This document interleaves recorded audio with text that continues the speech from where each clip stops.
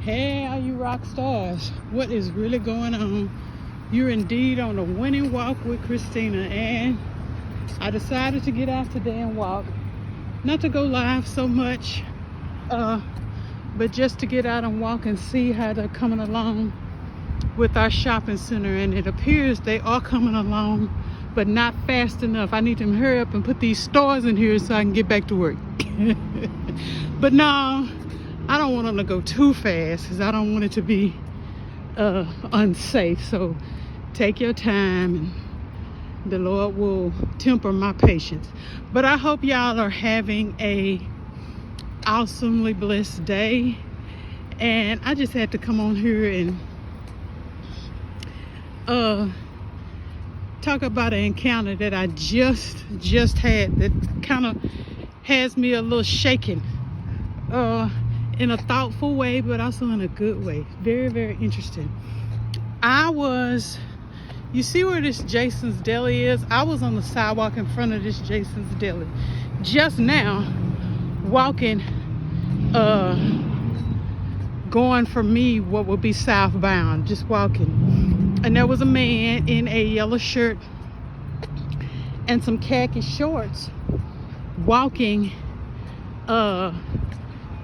coming toward me. And so I was paying attention, but I really wasn't paying attention. I was just walking, trying to get from point A to point B, because I'm in the I don't want to mood. So I don't even really want to be out here. I'm just forcing myself because I know I have to, and I know when I go in the house I'll feel so much better. I just woke up kind of like, I just don't want to. Let me just sleep the day away. And that's just how I'm feeling. I just don't want to do nothing. But I know when I'm feeling like that, that means I really got to get up and do something. So this guy was coming my way, and I saw him, but I didn't see him. And he walked and he got up next to me and he said, "Can you tell me where the bus is to go downtown to one of our sister cities, to go downtown to Garland, the Garland bus?" I said, "Well, in order to go downtown Garland, you're gonna have to go the way you're going, but you're gonna have to make a left and go straight down. I just passed the bus stop, and it's not too far from here, and you can sit and wait for the bus to take you downtown Garland there." And he said, "Okay." He said, "But," he said, "I really am not sure if I can get there by myself. I was visiting somebody and they couldn't go with me." He said, "But I'm not so sure I can get there by myself. Can you help me? Can you take me? Can you grab my hand and take me?" Now I'm thinking, no, bro. No, you know what I'm saying? It's just sort of like ding, ding, ding, ding, ding. Something ain't right. Maybe something's mentally not right. And I was just like, "Well, I can show you how to get there." He said, "No, I need to hold your hand because I'm not able to see very well. I just, everything's blurry and I can't see very well at all. And I don't hear very well." And I just thought. And so he grabbed my hand and would not let go. He said, "I just need to walk with you till we get there." And I was just like, okay. At this point, I was just like, okay. I don't have a choice. So we proceed to walk down to the bus stop. And he's like, "What's your name?" I said, "My name is Chris." He's an older guy. And he said, "My name is Mohamed." He said, I live in North Dallas, but I was over here visiting somebody, and I'm going back to Garland. Garland is kind of around where I live. And I just kind of got turned around because I don't see so well." And I was just like, "Oh, okay." And so he said, "I have money enough for me and for you to go back if you were going to Garland." I said, "Oh no, that's okay. No, I'm not going to Garland." And so he was like, he said, "God bless you abundantly, Chris, for doing this, because I don't know very many people who would do this, and I just appreciate you so much And I'm grateful that you didn't say no, because everybody else probably would have said no. And he just was profusely thanking me, and the whole time I was still like, okay. You know, it's kind of like, now that I know he's partially blind, I can't. And then it was like the Lord was like, I'm gonna show you who it is you're dealing with. As we turned the corner to get to the bus stop, I was walking, you know, like I was walking with somebody who could see, and he was holding on to me, just gripped, like what he was saying was true. And I found out it was, as we hit the corner, he took it a little too fast, and he kind of hit the curb with his ankle. He was like, oh, and then it hit me. He really can't see. He can't see that well. I don't know where he came from. He might have came from Super Target or something like that, because we have like a senior citizen deal around here where they take you and drop you off. He might have come from there. I don't know, but I knew at that point that was the Lord answering my prayers, because I was like, is this a scam? Is he trying to set me up to get around this corner, and somebody waiting to beat me in the head and take the nothing that I have? You know, you just don't know. You've got to be very, very, very careful. And I was trying to be as careful as I could, but this man would not let me go. He was holding on to me like he could not see, because he really could not see, and he could not hear very well. And so I was just like, ooh, I'm gonna have to get some of these collard greens, cabbage, dill, pork. Yeah, I'm gonna have to get some of these. I'm gonna have to get some of these probably this weekend. But anyway, so I realized he couldn't see, and immediately I felt bad, but you just never know. So I walked with him to the corner, and I got him to the corner, and there was a lady there. He said, do you know what time the bus is coming? I said, I don't know. I said, but we can ask this lady if she knows, because it looks like she's waiting on the bus too. And we asked her, and she said, oh, the bus will be here in probably about 7 minutes or so. I said, oh, okay. Well, this bus stop has a shaded bench that you can sit under. If it rains or if it's too bright out here, you can just sit, and you can just hang out till the bus gets here, and you got somebody that's gonna wait for you. And he said, oh goodness, thank you so much, Chris. I just appreciate this. And he goes on to profusely thank me. He says, let me give you some money. I want to give you some money. You can at least go and get something to eat, or let me get your number. Or I want to talk to you some more. And I said, no, that's okay. It's all right. That's okay. And he said, I appreciate you so much, and thank you for doing this. He said, God is going to richly bless you. God is going to abundantly bless. He said something, but it was a blessing. And then he just hugged me like, it's hard to describe, but he hugged me like he had been praying all day for somebody that wasn't going to just blow him off to just care. And it's rearranged my whole day, y'all. It's just rearranged my whole day.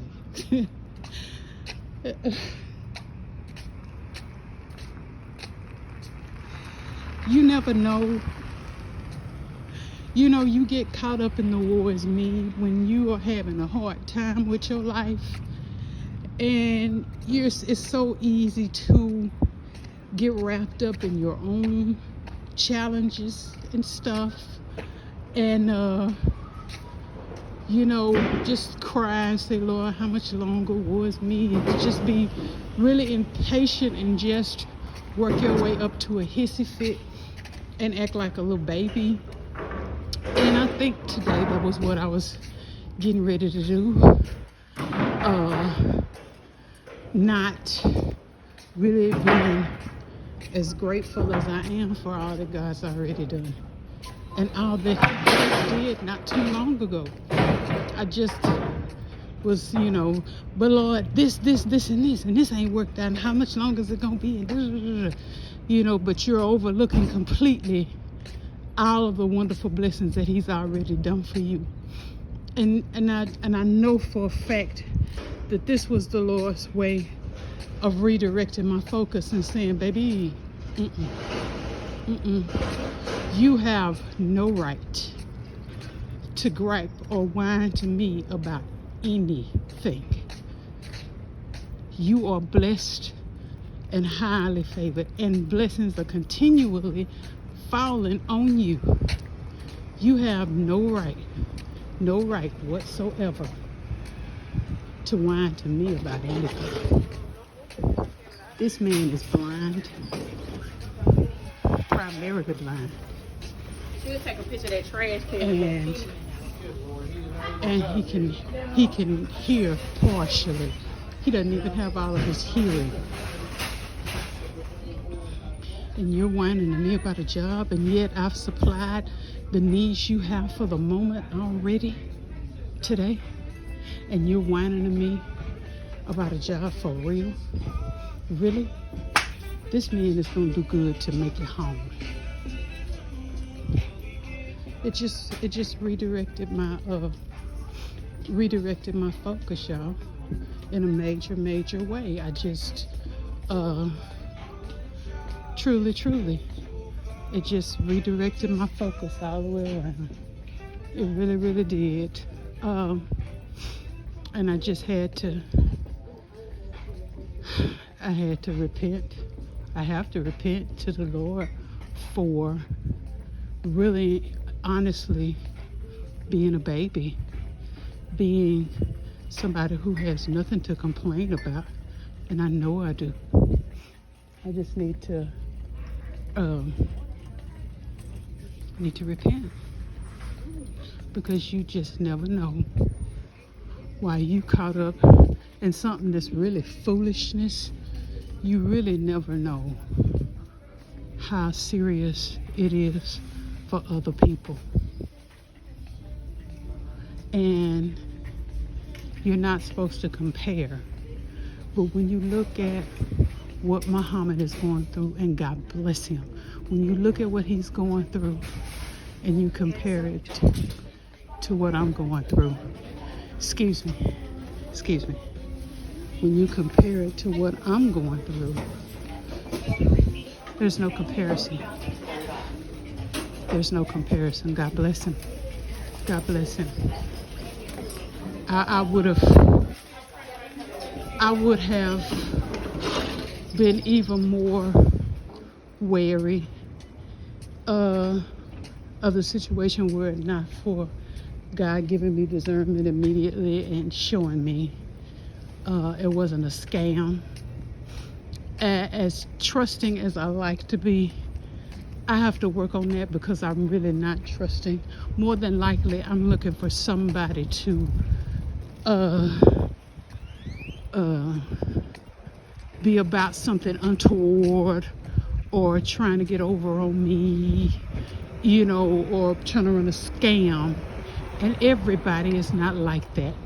They really not. Some people out here really do need help. And I'm steady praying, Lord, help, let me help somebody today. Let me help somebody today. And then the minute he does, what do I do? That whole interaction was so me. It was so me. And thank God, because it totally redirected my focus. And I needed that. And I think we all need that, rock stars, from time to time. We need a redirection of focus. Things are bad for you. Things are challenging and hard. They are. You don't like where you are right now. And you're not alone. I know I don't. But there is a reason we're there. And there is a timing where things will change. This too shall pass. And it really is true. Trouble do last sometimes, but trouble don't last always. It comes to leave. But in the meantime,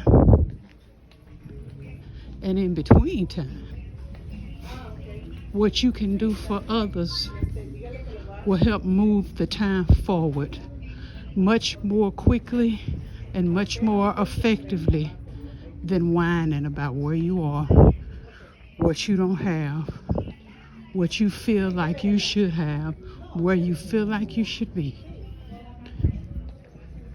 Reaching out and helping somebody helps to move the time along for you. And even though you still may be in that situation after you help that person, you don't know what you did for that person. And you also don't know, just by that interaction and the way you handled it, if you handled it the way the Lord wants you to, you don't know what God is getting ready to do to bless you. But with everything you do for God, there is a reward. God is a rewarder of those who believe that He is God and those who diligently seek Him. He's a rewarder. Nothing you do for Him goes unnoticed or unrewarded. When you help those who aren't in a position to really help themselves, you set yourself up for the help of God, the blessings of God, the mercy of God, the favor of God. Every time you do it, there is a blessing coming. There's a blessing coming.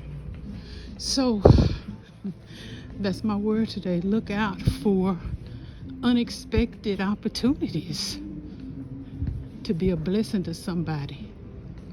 You just never know who you're going to run into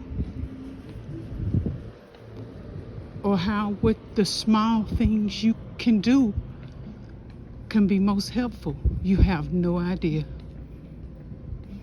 Rock stars, y'all have an amazing weekend.